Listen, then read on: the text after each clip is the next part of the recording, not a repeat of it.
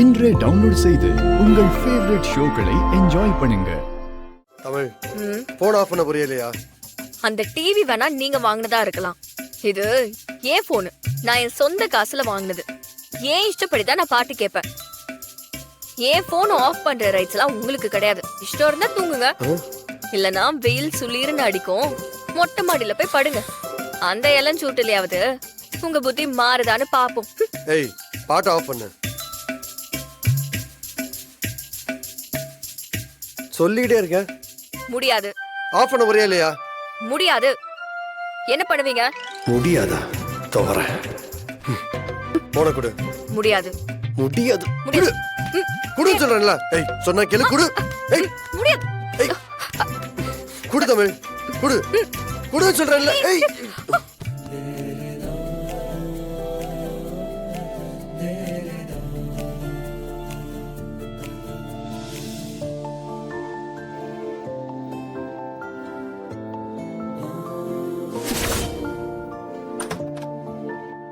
அத்தா,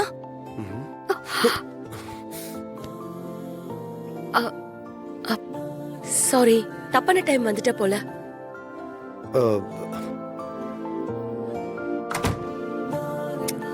இது பாரு தமிழ், இனிமே இது மாதிரி பண்ணாத.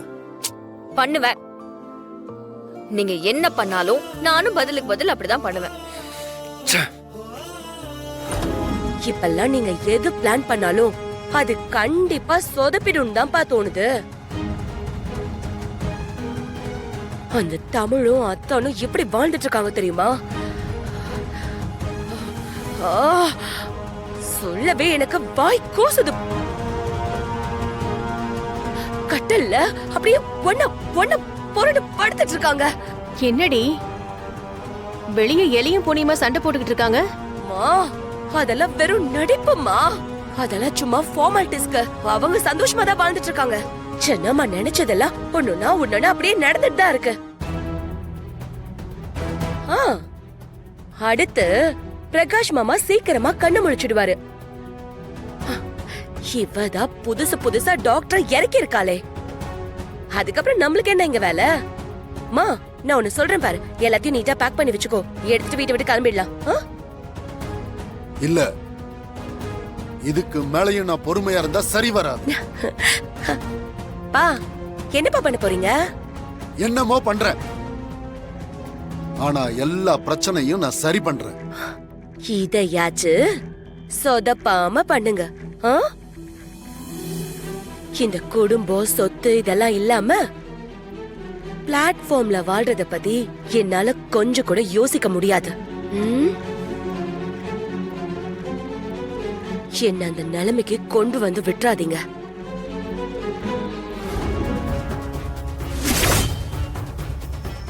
என்ன மச்சான், உன் மருமக வந்ததுக்கு பிறகு ரொம்ப சௌரியமா இருக்க போல.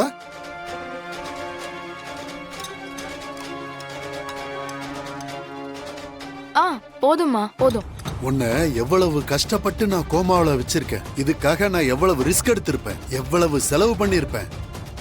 நீ அவ்வளவு சீக்கிரம் சரியாக விடுவனா என்ன? ஆக கூடாது மச்சான், இது ரொம்ப தப்பா இருக்கு. நீ சரியாக கூடாது. நீ கியூர் ஆயிட்டன்னு வச்சுக்க, அப்புறம் பேச ஆரம்பிச்சிருவ. உன் மூலமா என்ன பத்தின உண்மையெல்லாம் கொஞ்சம் கொஞ்சமா வெளியில வரும். உன் தங்கச்சிய தேடி கண்டுபிடிச்சு இந்த வீட்டுக்கு கொண்டு வருவ. பேசிக்காவே நீ ரொம்ப நல்லவன் மச்சான்.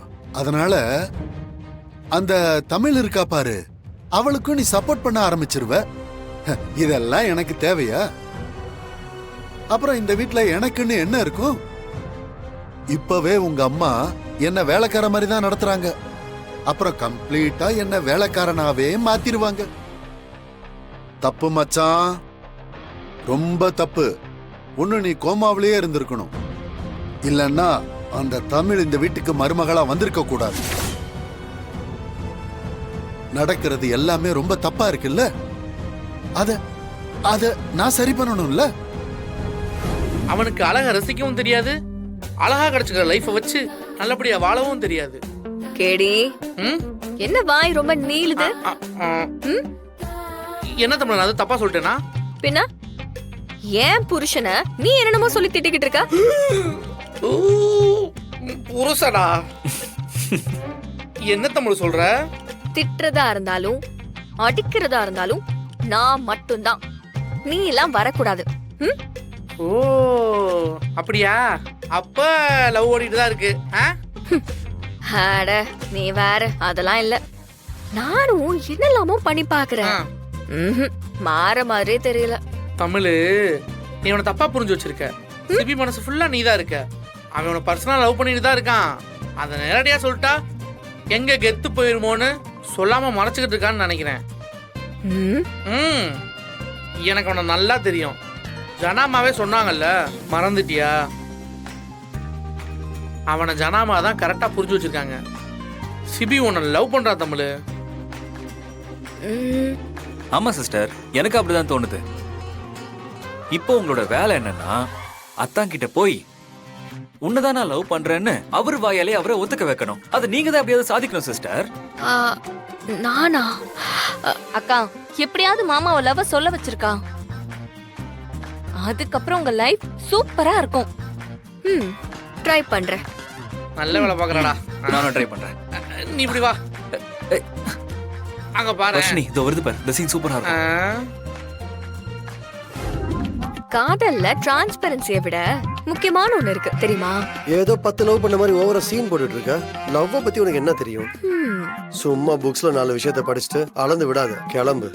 ஓ, எனக்கு தெரியாது, உங்களுக்கு ரொம்ப தெரியுமோ? எங்க உண்மையான லவ்னா என்ன சொல்லுங்க, தெரிஞ்சுக்கிறேன். அதெல்லாம் சொன்னா உனக்கு புரியாது. புரியுற மாதிரி சொல்லுங்க சார், நான் கேக்குறேன். அது நமக்கே தெரியாம உள்ளுக்குள்ள இருக்கிற ஒரு உயிர் மாதிரி. அது எப்பவும் உள்ளுக்குள்ள இருந்துகிட்டே இருக்கணும். நாம லவ் பண்ற பொண்ணா இருந்தாலும் பையனா இருந்தாலும் நம்ம பாக்குற அத்தனை பிம்பத்திலையும் அவங்க தான் தெரியணும்.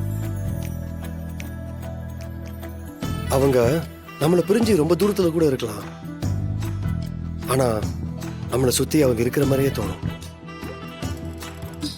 நம்ம கேட்கிற பாட்டு, நம்ம போற ட்ரெஸ், சிரிக்கிற குழந்தை, அழுகிற அம்மான்னு எல்லாரோட இமேஜ்லயும் அவங்கள பார்க்கணும். கும்பிடுற சாமியில கூட அவங்க தெரியணும். அதான் உண்மையான லவ். இது மாதிரி நிறைய இருக்கு, அதெல்லாம் உனக்கு புரியாது. சரி, இதுல எதுலயாச்சும் நான் வந்திருக்கேனா? ம்? ம், புரியல. இல்ல, லவ் பண்ற பொண்ணு எல்லா இமேஜ்லயும் தெரியவான்னு சொன்னீங்களே, அந்த மாதிரி நான் உங்களுக்கு தெரிஞ்சிருக்கேனான்னு கேட்டேன். நெவர். இதுக்கெல்லாம் வாய்ப்பே கிடையாது.